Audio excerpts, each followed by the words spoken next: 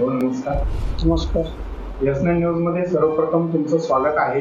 ही बाजार समिती बंद असताना आज उमराण्यामध्ये खाजगी मार्केट सुरू झालेलं आहे. त्याच्यामध्ये अनेक वाहनं त्या ठिकाणी आले आणि पूर्व निलावही त्या ठिकाणी पार पडलेला आहे. काय सांगणार आहात याबाबत? आज आदरणीय सभापती साहेब, माजी सभापती, संचालक मंडळ यांच्या उपस्थितीत सकाळी व्यापारी बांधवांची आपण मीटिंग बोलवलेली होती. त्या मीटिंगमध्ये व्यापारी बांधवांना सध्या तुर्तास आचारसंहिता असल्यामुळे की आम्ही या सर्व गोष्टींचा जो रिपोर्ट आहे तो वरिष्ठ कार्यालयाकडे पाठवतो. त्या अनुषंगाने वरिष्ठ कार्यालय काय निर्णय देतात ते आपण बघू.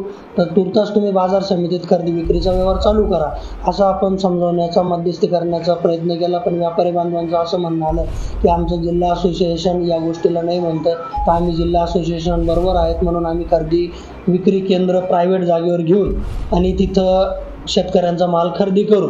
या संदर्भात हे नियमाच्या बाहेर आहे असं आपण व्यापारी बांधवांना सांगितलं.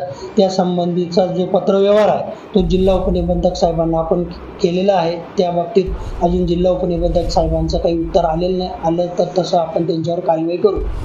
परंतु याच्यामध्ये होतं काय आहे की एक माथाडी कामगारचा जो विषय आहे तो विषय आणि जो लेवीचा विषय या संदर्भामध्ये भराडला जातोय तो तर शेतकरीच, आणि असं नाही वाटत की याच्यामध्ये शेतकऱ्याला देखील धरलं जात आहे.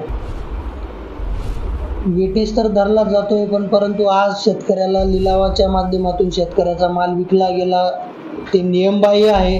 पण परंतु शेतकऱ्यांनी या बाबतीत बाजार समितीची एक श्युअरिटी असते कुठल्याही पेमेंटला किंवा गॅरंटीला.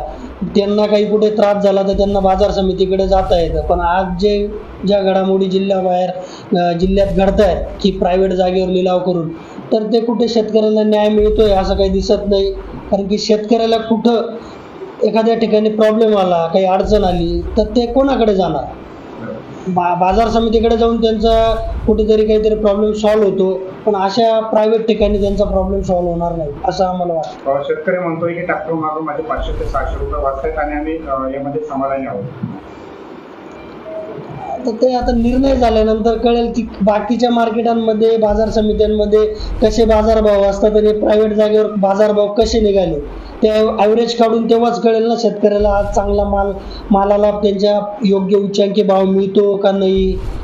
मागचे रेकॉर्ड बघून आजचे बाजारभावाचे 50-100 रुपयामध्ये घसरण पण आहे.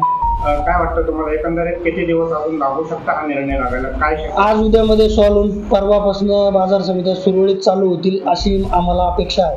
धन्यवाद. आपल्या चॅनलला नक्की सबस्क्राईब करा, बेल आयकॉन दाबायला विसरू नका.